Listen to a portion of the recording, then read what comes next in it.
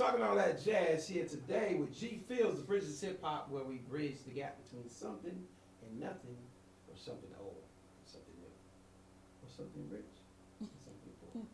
Today we here with the one and only D.Fields. Yes. It's been an amazing journey here. It sure has. 30-something years. I won't say how many. Don't say how long. 30-something years. So I want to just get into what the show is about. It's about bridging the gap. You know, the foundation of whatever business it is that you may be involved with, you know, whatever purpose you may have had, which you have had a very intricate purpose in my life. And I want to start off with saying that you are part of my foundation. And the very start, being my oldest child, it's very, very touching subject. I'm gonna try not to get too emotional, but Okay. here on the Bridges Hip Hop, we like to talk about the beginning, and you were there from the beginning because it was you that sparked my interest in actually doing something with my life, because I was heading in a very, very bad direction, you know, growing up in Mississippi. But shout out to Mississippi, you know, for making me who I am. Actually, you was born there. Shout out to your hometown. Yeah. So I know that you are an amazing talent, period. You know, since you were 4 or 5 years old, I remember you dancing, and I actually thought that that would be one of your purpose. Well, the purpose in life is to give that type of energy because you were so passionate about it. So tell us how you started off doing that. Okay, well, I'll start by saying that dance is still my passion. Okay. It's number one. Okay. It's what drives me every single day. There's not a moment that I'm not dancing. So it started there, and then it kind of branched off because dance is a form of art. After that, I kind of fell in love with like makeup and stuff like that, and I'm like, well, this is a form of art too. And then from there, I started to get into skincare, which is my baby now. Okay. Okay. Yeah. So without moving too forward, rewind back a little bit because I like to touch on the roots and the foundation. So dancing was obviously something that got into your spirit earlier on, and I recognize that at a very, very, very early age that you had that. Yeah. And I actually got the opportunity to see you leading a group at the age of like 6 or 7 years old. Oh, yeah. How did you know about this stepping team that you got? Oh, gosh. Okay, so I was the youngest person on the step team. They really didn't even want to give me a shot. And I kept begging, had to prove myself. And then I became the star of the step team. I remember. It was like crazy. But yeah, I mean, I don't even remember how you got it. I just was told that you were dancing with these older girls. Yeah, that's kind of how it started. I seen them and I'm like, I can do that. Like, and it started from there. And then being in the household with you, everything was always about music. So I heard them stepping. I'm like, okay, that's a sound. That's a beat. I like that. Okay, I can do that. Yeah. So that's how that started. Well, I know that early on, you know, you being the oldest, you know, of 4, or would have been 3 at that time, I believe. 3 of you guys at that time, and you being the oldest, very challenging because I know that, you know, you cared a lot for your brothers, sisters, and, you know, trying to get into what you wanted to do, and at the same time had to be a big sister. I know that must have been very challenging. I mean, I was on the opposite side as a parent, so I don't really know how you felt about that. Elaborate a little bit. It was hard. It was definitely hard. Being a role model for my siblings, and even now to this day, they still look up to me. They don't like to admit it, but they do. Well, you know why? You know why? Probably because you have been a person who has led by example. You know, there's some things that people try to force. Like I felt like, you know, sometimes my siblings would kind of force things on me instead of it being, well, they would just lead and I would pick up on like, oh wow, you know what I'm saying? I didn't really get a chance to be like, hey, do this and do that. So I think that you are a prime example of leading by example. And Thank you. You're welcome. From what I know and have seen from you. So the journey of dancing went from that to coming into the curiosity of boys. Huh. Yeah. So how was that transition? Because I remember you know always been very respectful at what you have done, and then going into high school, um, wasn't so concerned because you kept good grades and you kept yourself going. So how was that transition? Knowing that you was in high school and you were starting to get into somewhat of the real world and growing up in New York, a big place like New York. Yeah. How did you maneuver that? Because most people, kids end up pregnant at 16, 14 years old. How did you get around that? So for me, I just had to grow up fast, even as a child. So it wasn't that hard adjusting once I got into high school. And as far as pregnancy and all that stuff, I know like my mom and you were young parents, Yeah. so that wasn't something that I wanted for myself. Right. So I made sure I kept myself in something to keep myself busy. Boys, they were there. Right. But like dancing was something that kept my mind in that right space of where I needed to be. Right. So staying and keeping the art form or some such had grounded you pretty Yeah. much. And I think that that's probably one of the reasons why you're so humble and so proactive now at being creative, because I think that you did not want,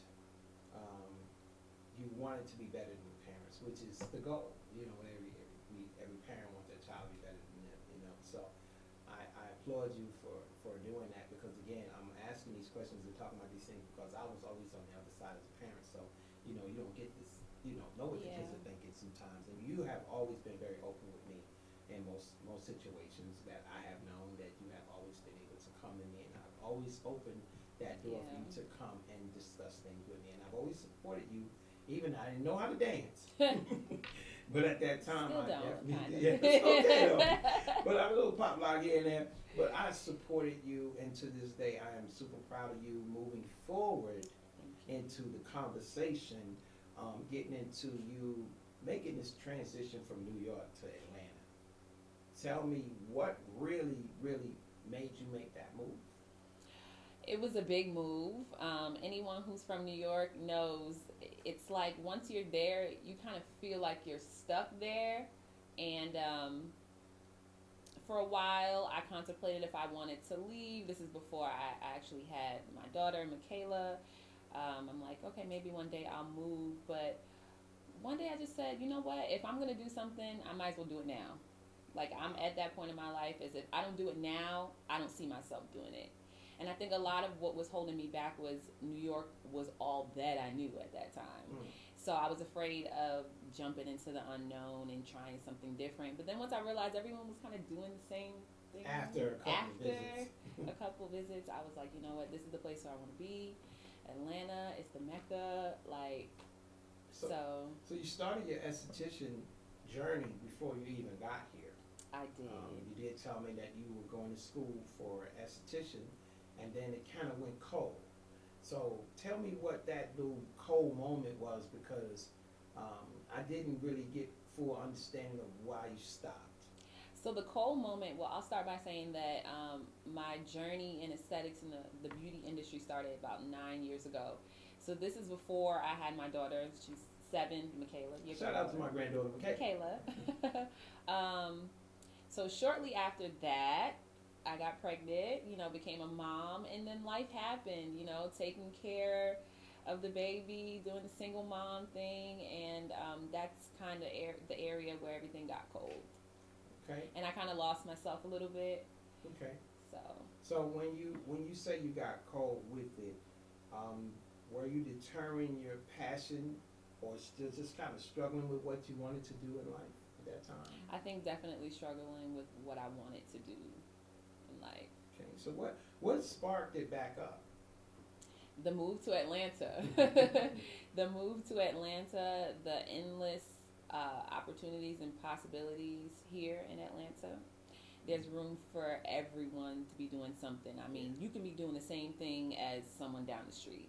And it's still winning. You're still winning. Yeah. So there's enough room for everybody to eat. Yeah. So really, the move to Atlanta was kind of what got everything started Yeah. again. Yeah. So a little bit about the foundation, and talk about foundation. There's foundation in makeup, and can you just elaborate, because I know that you are a skincare specialist, and a lot of times in the industry the look is very important. So a lot of people don't know that sometimes the look could be unhealthy because people are using products and things like that, or these surgeries and other things. And I know you come across people that you have to care for, Yeah. and you see things that are just kind of out of bounds. So just give me a understanding of foundation and what the purpose of using foundation is for. Okay, so foundation, play on words here. Foundation, like foundation, your makeup, which is used to cover things. You have hyperpigmentation, or you just want to even out your skin tone. That's what foundation is used for. But another play on that foundation, the foundation to your makeup, or having great makeup, or uh, beautiful, a beautiful look, is the skin. Mm. So that is the foundation, and that's my job. That's what I help with. And skin is the largest, what you call it, Organ. largest organ on the body, because it's all over the body. So that is definitely a foundation. Mm-hmm. The surface. A lot of times I know that girls wear a lot of makeup, and it's a lot of times it's just on the surface, and they don't treat the skin underneath. So Absolutely. Yeah. how do you get these people to understand that a healthy face is important and not just a cover up? Insecurity. Yeah. Well, first I'll start by saying, if you look good, you feel good. So you have people who are wearing all this makeup and stuff like that, but they really don't feel good, and it really doesn't even look good. Is that what you gotten in consultations? Absolutely. Oh, okay. Absolutely. So what I'll do is I'll remove all of that, and we'll basically just start from the beginning. Tell me what you like about your skin. Tell me what you don't like about your skin. What are you using? I basically break it down like that. Okay, well, this is not working for you, and this is why. And also another factor is, a lot of people don't know what they should be using. People just don't know about skincare. Like, they're not taught about it. Oh, wow. They're not taught about these things. So as a young girl, you're taught about hygiene. You're taught about beauty and like shaving and all that other stuff. But I guarantee you, no one's talked to you about skin, and not only about skin for females, for males too. Yeah. Skin is for all. It's not just for a woman or just for a male. So What are some of the things that you use on the skin? I mean, I did go to one of your classes, and I think I was I was super shocked to see some of the things you use. Putting on all these gadgets. I felt all of these things on my face, and the smoke going across my face. So I didn't really understand what you were using. So could you give me a little bit, or give the people some type of understanding of some of the things that you use to do your job? yeah, so I'll start by saying simple is best, especially for most people.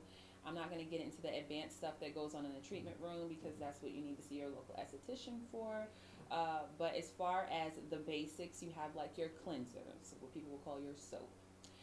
You also have your exfoliant, your mask if you're a little more advanced, your moisturizer, and the most important thing, your sunscreen or SPF.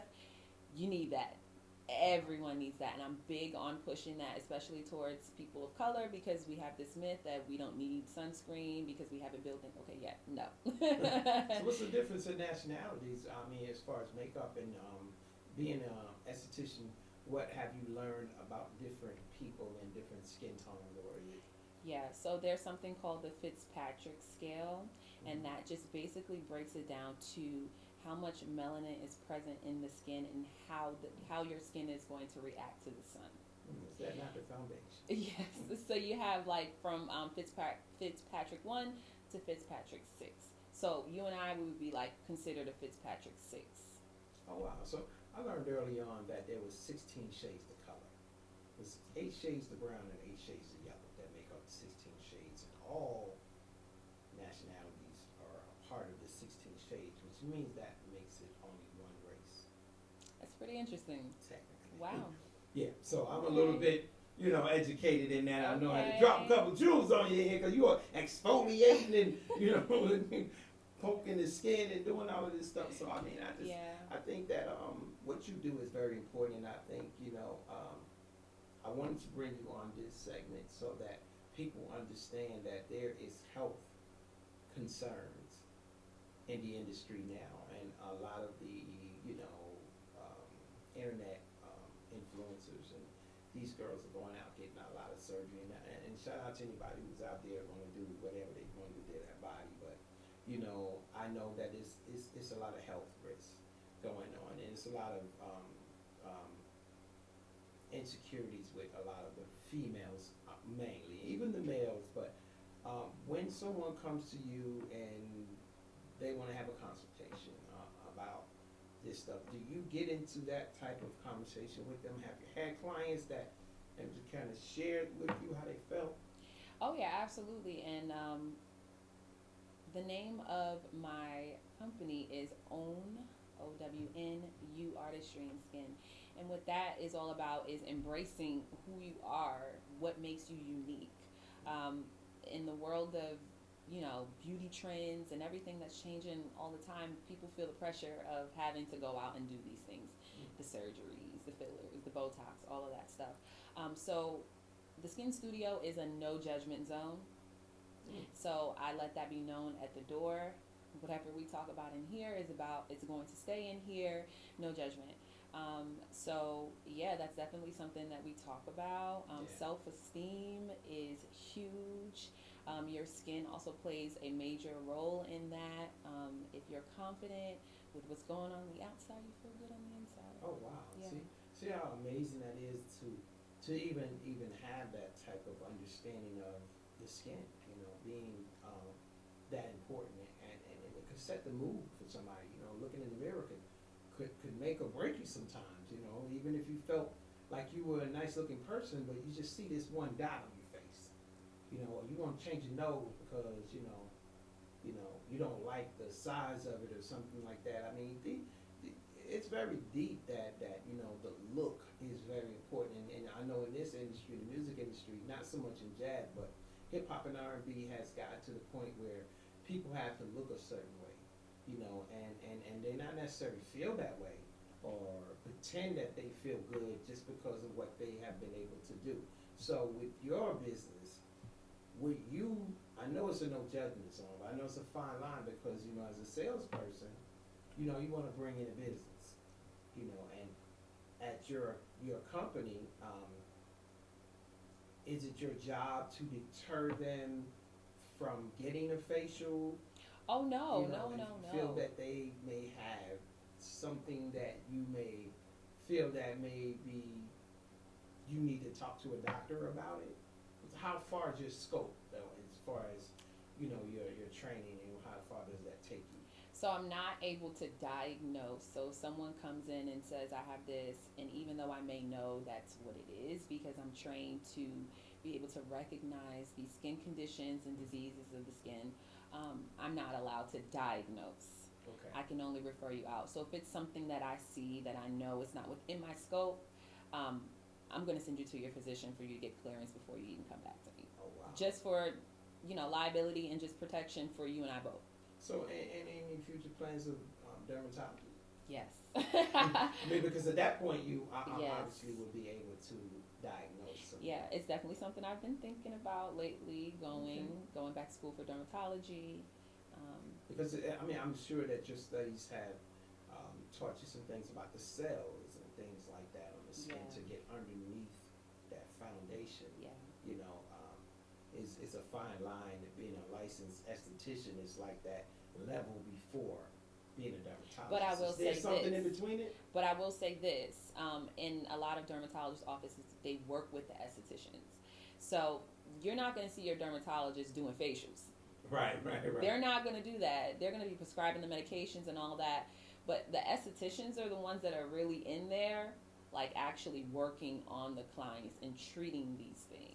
Yeah, because you don't necessarily have medicine, but you do have things that kind of can get underneath the skin and treat it. It's almost like having a scalp treatment. Yeah. And you know that you have these spots or whatever in your head, and the more you can treat the scalp, the better it is for the hair follicles and things like So the good thing about coming to an esthetician, a licensed professional, is that we have access to professional grade products that you can't get over the counter. that.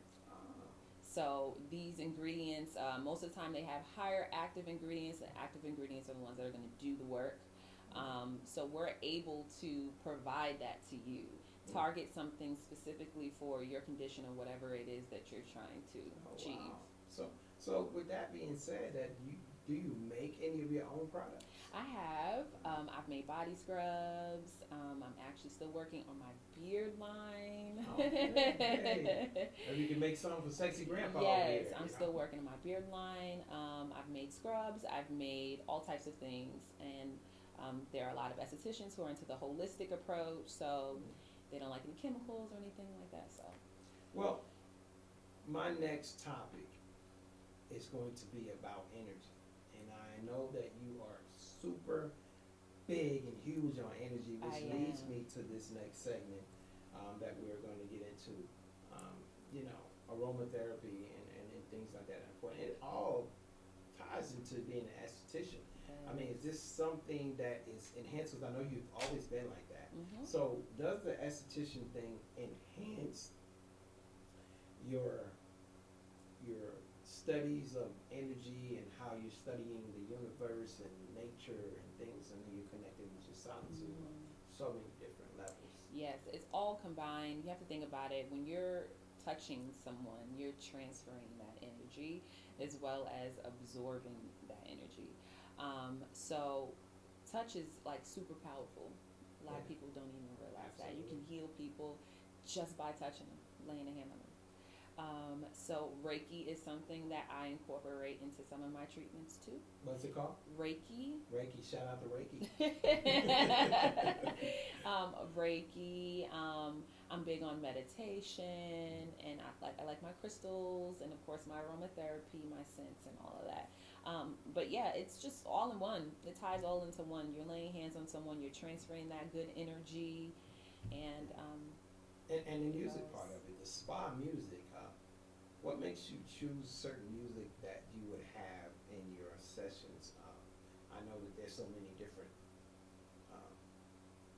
songs out there. Is there a particular song that gets you in the mood, or you like to hear more earthly stuff, or do you like to hear more water? Like, what is it that you choose, or is it just a preference at that time? it's just a preference at that time, but I do lean more towards the relaxing music. I do have some people who like listen to jazz, so I'll do that too. I do, especially when I'm setting up and everything. Get me in the mood. I'll put some jazz on, but for the most part, I'm using like anything relaxing, nature sounds, the drumming. I like that kind of stuff. So your job is to relax people, and because I know I fell asleep in spas and things like that, and people rubbing my legs and arms and put me to sleep, like, almost like a hypnosis. So, without being said that you're not, a hypnotic person or trying to hypnotize people, but do you kind of slip into that realm sometimes? Oh yeah, I do, and specifically when I'm doing my facial massage, because that's everyone's favorite part of the facial. How do you get out of it though? You slip into a realm like that's pretty deep. It's pretty hard to get out of it sometimes, and it's like you're on autopilot mode. Like it's so relaxing. Right. But you got to come out. Yeah, how do you do a facial and you going to sleep and you do the face and it's the same music that they're in putting them to sleep? I'm sure that is entering your spirit. Yeah, it feels amazing too. So how do you counter that? I just, I have to keep, I can't go into a trance like I really want to go into a trance. I kind of have to just keep it, separate, but it's amazing. I love what I do. I love everything about being in the skin studio and working on skin. I love the science behind skin. I love the relaxation part about it. I love the education. I'm big on giving my clients education, which is also something that I'll be going back for in my educator's license. Okay, So educator's license is going to allow you to do what? I'm going to be giving classes and teaching at schools. So you're going to be so amazing at that, because I know that you definitely have a teaching spirit, patience, though, I'm concerned. I'm a little concerned about the patience here. And I know that I'm a different person to have patience with.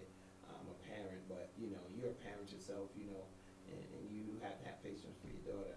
Um, and I know sometimes it's very hard to do. So when you're teaching someone, and that can be very, it could be very sensitive at times because not everybody's there to learn. Some people are disruptive, some people will aggravate you and kind of throw you off your game is what I'm saying. But your passion seems to be there, so I'm Yeah. super proud of you. Thank you. I'm super proud of you. And learned some things today, didn't even know that a lot of that stuff connected. And that's one of the reasons why we come here to talk all that jazz. Again, that jazz is just a metaphor of saying that we're talking all that stuff, talking about different things. And jazz is a spirit too, the type of music that I choose to play, which is smooth jazz, it's a vibe. I play the saxophone. It's meant to be, felt, not heard. So a lot of times, I have to develop a certain vibe, and try to get a certain type of energy to even connect and play, and I have to connect from within. So a lot of times, you see saxophone players with their eyes closed. Part of it is being cool. Okay, you want to be cool. The other part is, we can't see our instruments because the saxophone is made where you can't look down and play it. You can't hold it up and play it. You have to pretty much imagine your fingers and where the notes are.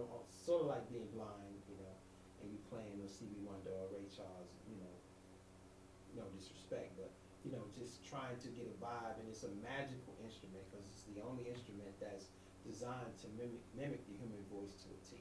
And Wow. it is one of the the latest instruments is just from the 1800s.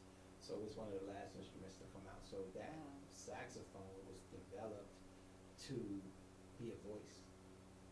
So it doesn't matter what person it is, the saxophone can match anybody's sound.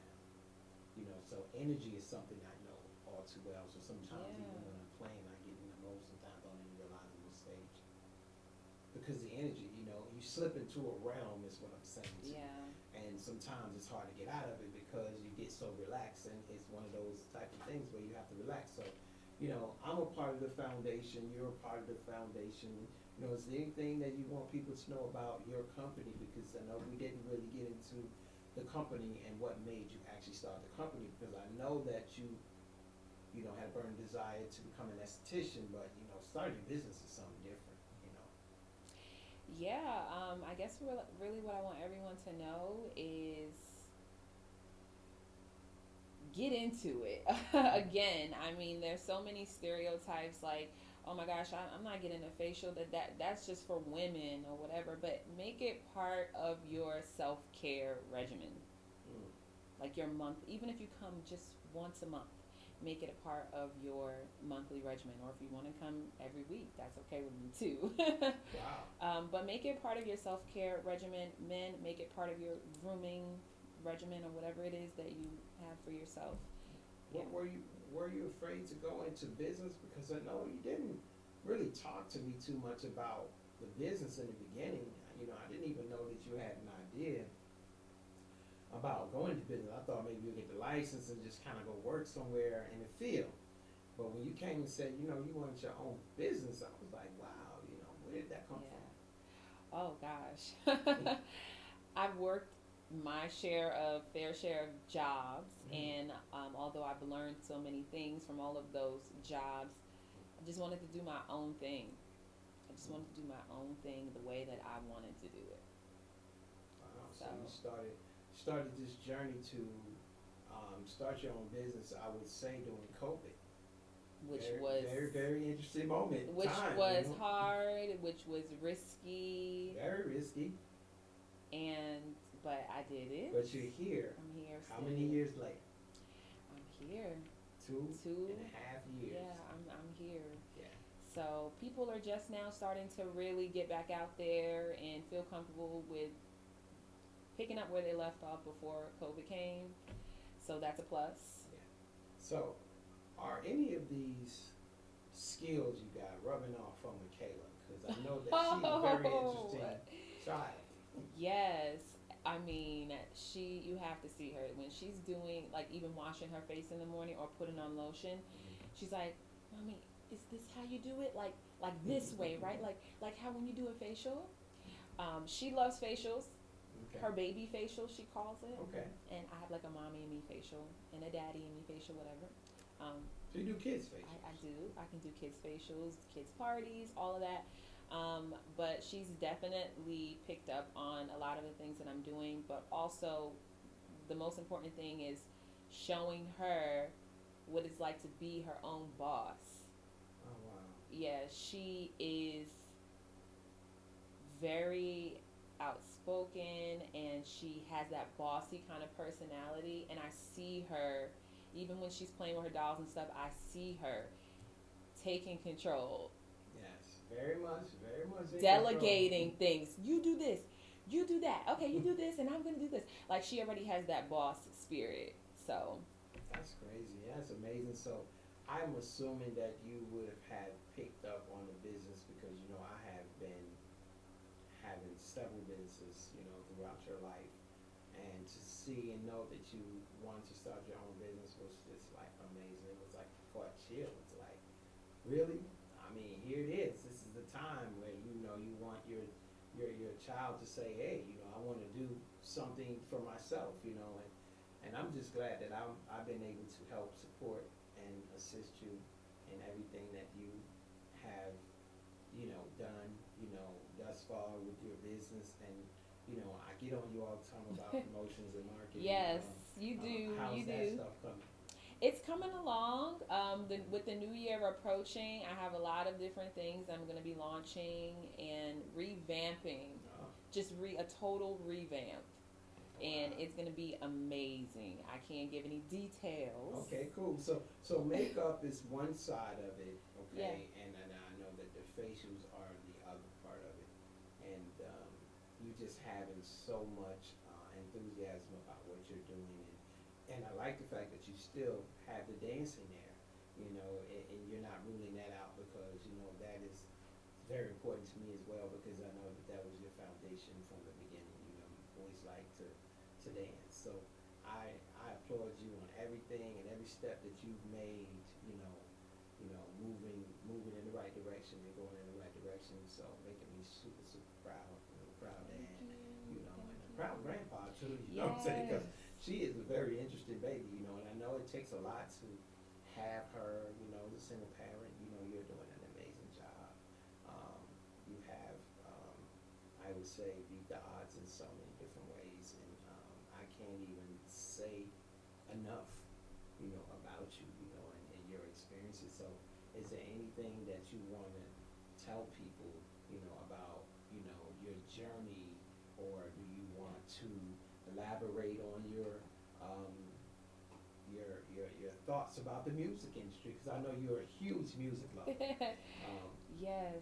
So give me a little understanding about what you think about the new music today Oh, the new versus music. what you grew up on. Okay, so I mean, the new music is okay, but I still find myself going back to the music that I grew up with, like in the Which 90s, is? the 90s. Let me get a couple artists. Name something. I'm going back to Tupac. Okay, let's start with Tupac. I'm Okay, listening to my Tupac. He's my favorite. I'm going back to the old school groups like SWV, and I'm listening to Genuine, and I'm listening to all of these old artists, like even Adele's.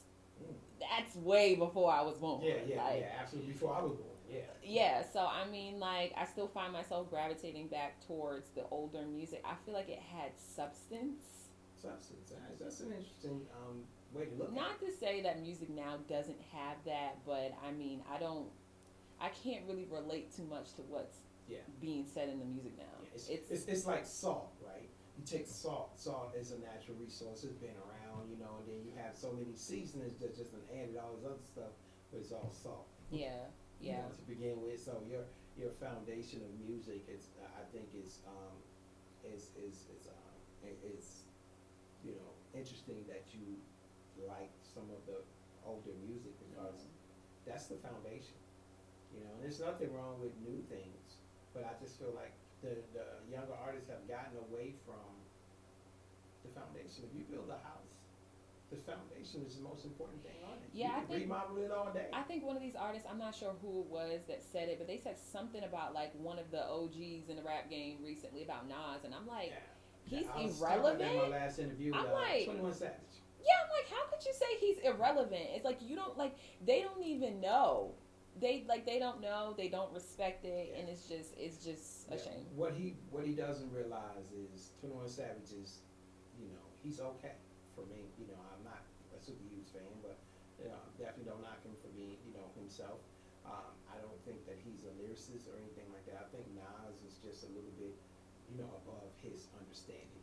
Yeah. I think he just don't understand, because if someone really understood Nas did from the beginning. You talking about Roxanne Shante introducing Nas, back in the day, even on her autobiography, biopic, she mentioned Nas. That Nas has been here from the beginning. He's part of the foundation. You have to go back to the beginning. You have to go back to the beginning to understand, and any good scholar is going to do that. They're going to go back and they're going to learn from the very beginning up until where they are. Well, there's a thing called clout. Oh yeah. Even though we feel like some of these artists have made a lot of money, and they're still looking for clout, because staying relevant is like a competition, and people like Nas don't have to stay relevant because he's made timeless music. So his music is standing the test of time, so he doesn't necessarily have to become relevant when he's already. That's so important that you said that, timeless music, because a lot of people don't understand. Like, you can be relevant today, maybe in a year, but is anybody going to be listening to your music 20 years from now, right. 30 years from now? Like, most likely not. Right. You know Eric and Eric Sermon, good friend of mine, best friends, and you met Eric several times, and Eric is still touring. It's almost 40 years later. Yeah. These guys are still touring off the music that they made 30 years ago. People are buying tickets to their shows. Music that they made 35, 40 years ago. You can't really say that the music that you heard in the last 10 years, that people will buy a ticket to go see the artist from 10 years ago. Yeah. Or 15 years ago. It's evident, that the foundation is still evolving, and the foundation, they'll all go back to the foundation regardless if they wanted to or not. So a lot of these young artists gotta realize that they have a time, and when that time is up, and they're not making timeless music, you better have did something with your time. In the shuffle. Yeah. So back to skincare. Yes. Back to skincare, because again, the industry needs people like you, to help confidence, exerting energy out there in so many different ways, and taking care of people's skin, because the makeup artist is important now. Everybody come from behind the scenes now. Like, I feel like estheticians don't get the look that they get. Beyonce has one, I'm sure. And they have people that treat their skin before the people put the makeup on it, and then for the ones that do put the makeup on it, some of them are estheticians like yourself that do both. Yep. How do you feel about not getting the recognition for things like that, and being a part of the look, which is 90% of what's going on? For me, I really don't feel any kind of way about it, because I feel like what you don't know is what you don't know. So for me, I'm always trying to grab somebody and educate them on something. Education. That way that they could push it to the next person. So education. Yeah, so I was thinking that once we start holding these seminars here, and we start teaching people about music publishing and music rights and copyrights and things like that, I think it would be an interesting thing to have someone like yourself on the panel, and having someone like yourself, and have a booth where people could kind of gain that knowledge and consultations, learn about how to get that confidence up, because there are people that commit suicide just because of the way that they look. Yeah. You can save somebody's life being an esthetician. Yeah. Estheticians save lives. Absolutely. Esthetician lives matter. Yes, they do. They matter. Yeah, so I would love to see you continue your education. I hope that one day the dermatology thing comes to play. Yes. And I have no reason to believe that it won't. A woman of your stature, you've blossomed into this beautiful, grown woman now, and it's very hard sometimes to not be a father, and I know sometimes but I still got to be that on you because are still at a early stage with Michaela, and she hadn't even gotten to your status yet. So imagine having to talk to her Oh at my gosh. 28, 26, 27. I don't even be know. very but I would hope and pray that I would always be around to see that. But I'm super proud of you, and Thank I you. appreciate you coming on to my show. Again, you're a part of my foundation, and it was you that sparked, positivity in my life because I was in a very dark place, very, very dark place, growing up and didn't have a lot of hope. And when you were born, I put a lot of things away. I put it aside, and I become to live again. I became to live again, and all of my dreams and manifestation came, from your presence. So I want to thank you. Thank you. Saying for giving me life again. Yes. And talking all that jazz with G.Fields, the Bridges Hip Hop today. Own You Artistry and Skin That's right. by D.Fields, G.Fields. the one and only, my daughter, D.Fields. Give it up for D.Fields, y'all. Talking all that jazz with G.Fields, the Bridges Hip Hop. Yes. We have to go to a cut now, but Okay. thank you. Thank you. Thank All right. you.